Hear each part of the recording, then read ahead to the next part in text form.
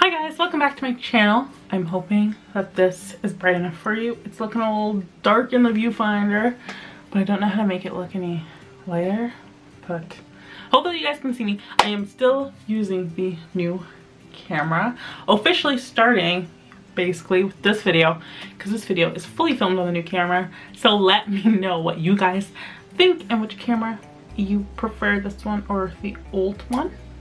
And anyways, without further ado, I'm going to be showing you how to get the perfect foundation, powdered, just the base that will stay in place. Oh my god, that rhymed, kind of.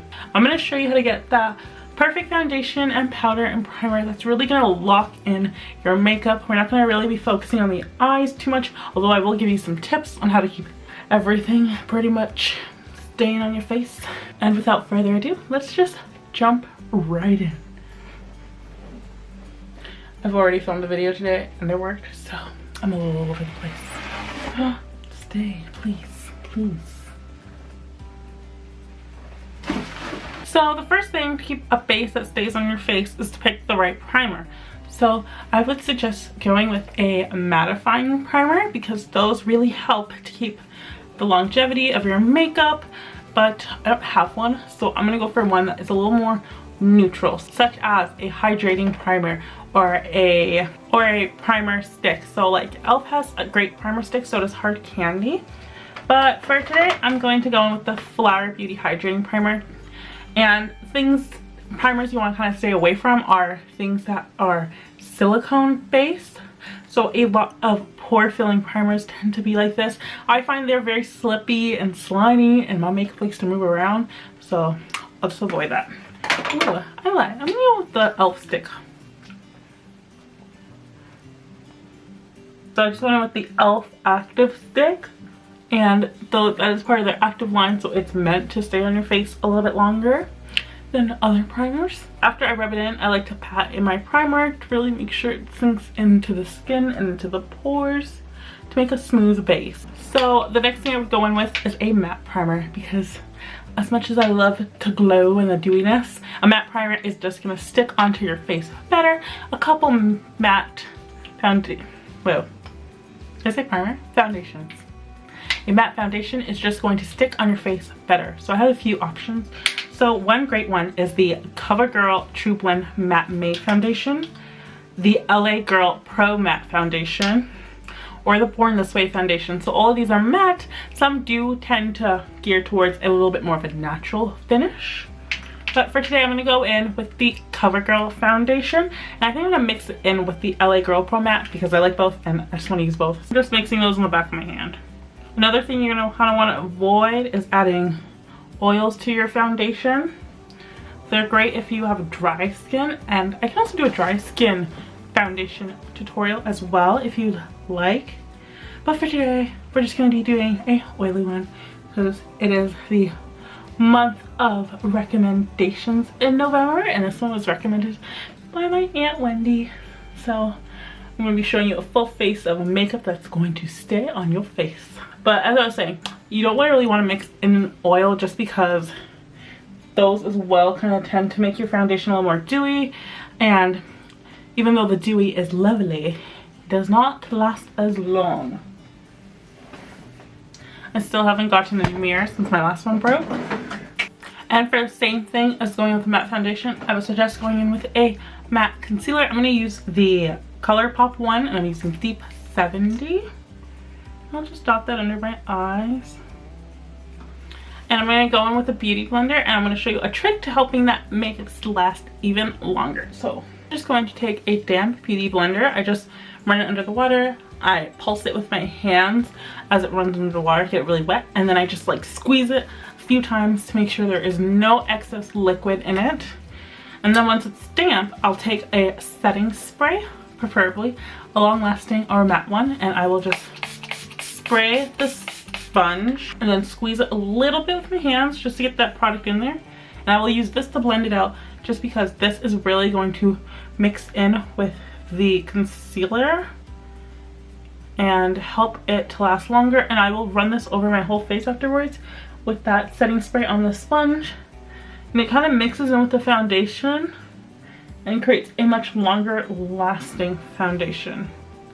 I'm just gonna use the excess first just to go down the center of my face because I want to help balance the light.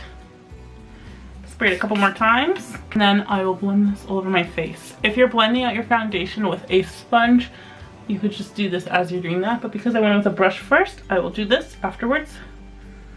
Now our sponge still doesn't have any excess liquid, like if I squeeze it, nothing's coming out. I'm gonna go in with a loose setting powder. Loose setting powders really help to bind to that liquid base and really set them. Because they are loose, it really just sinks in a little bit better than a powder does. And I'm gonna go in with the CoverFX CoverFX Perfect Setting Powder in Deep. And if you are very, very oily, I would suggest going in with the Laura Mercier or the Maybelline Loose Setting Powder.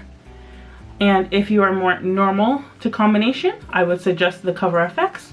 And if you are more dry, I would suggest the Hourglass Veil Translucent Powder. And I'm just going in there with my sponge. I will pick up on my sponge, tap off a little bit of the excess, and then I will graze that over my face.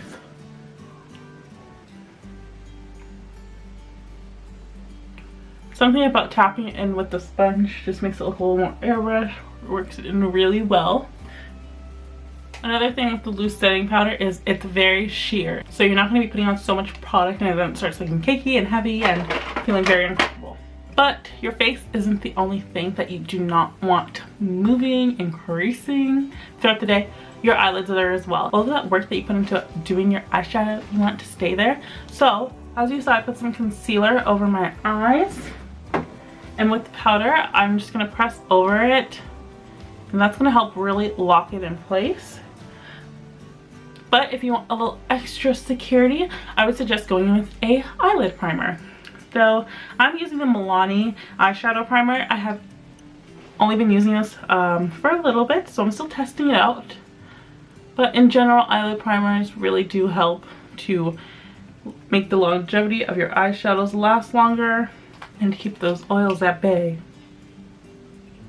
all day.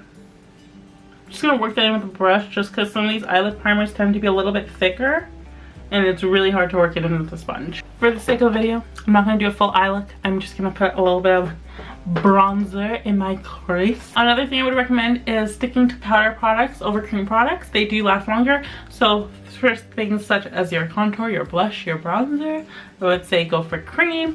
And then for your lips, I would suggest doing a nice matte lip because those definitely last very, very long on the face. So I'm just gonna quickly do it for you and then, yeah.